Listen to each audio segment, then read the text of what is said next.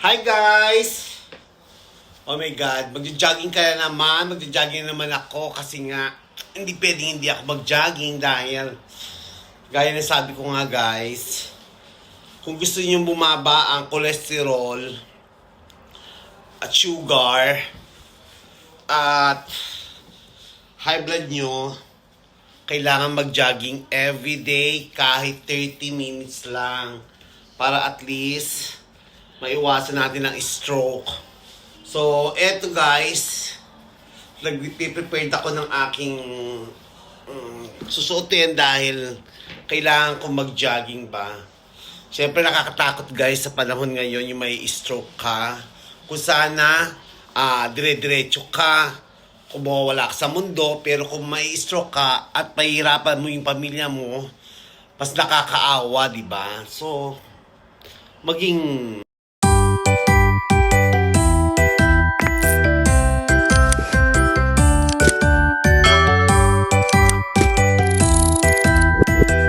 dapat guys, kung ayaw mo pahirapan ang pamilya mo, sundin mo na lang ang doktor kasi para sa sarili natin to. Kasi tignan mo guys, no? Lahat naman mawawala sa mundo. Una-una lang. Pero, dapat, kung mawawala man tayo, huwag na natin pahirapan ang pamilya natin. At huwag na natin ubusin ang pera natin para lang masurvive natin ang buhay natin. Pwede naman masurvive ang buhay natin. Pero kung sasabihin ng doktor na 70-30 ang itatagal mo, mas lamang ang 70 na mawawala ka, bakit kailangan pang gumastos at gastusin mo? Iwan mo sa pamilya mo, makakatulong ka pa. So, love, love, love.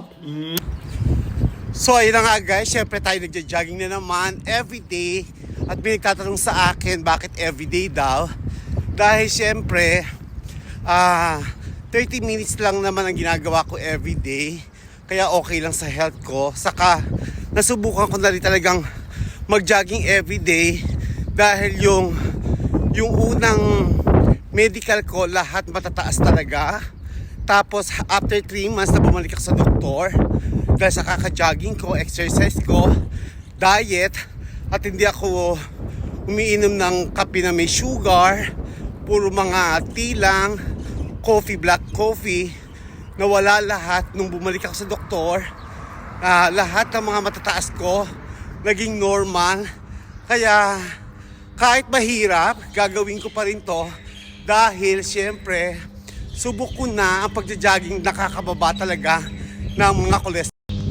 So nakakababa talaga ng cholesterol, BP at sugar ang pagja-jogging everyday na pag-exercise at least 30 minutes lang.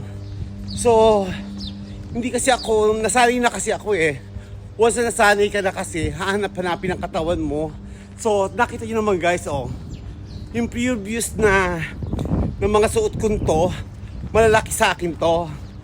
Tapos ngayon, okay na. Saka yung pagja-jogging ko, pag-walking ko, parang ano lang sa akin, para bang simple na lang. Ang iniisip ko lang talaga guys, ayoko dumating ang time na ma-stroke ako para pahirapan lang pamilya ko. Ayoko yon. So, gagawin ko talaga lahat para hindi ma-stroke at hindi magkasakit. So, love, love, love, and good luck!